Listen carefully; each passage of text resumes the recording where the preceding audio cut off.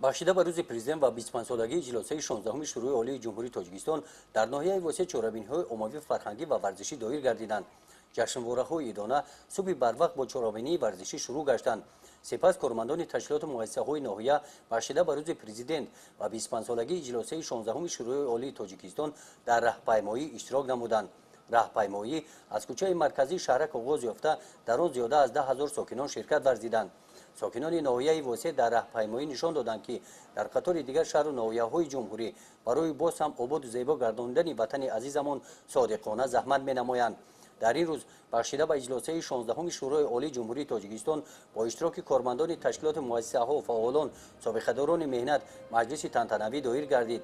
раиси ноҳияи Восеъ Бахшида ба 25 солгарди иҷлосияи таърихии 16 Шурои Олии Чумхурии Точикистон сокинони ноҳияро табрик намуда аҳамияти онро шарҳ дод. қайд намуд, ки иҷлосияи таърихии 16 Шурои Олии Чумхурии Точикистон фарзанди фарзонаи миллат Эмомалии Раҳмонро раиси Шурои Олии Точикистон интихоб намуд. восаи кӯшиш ва талошҳои шабонарӯзӣ ин фарзанди фарзонаи миллат Тоҷикистон аз парокандагӣ наҷот ёфт.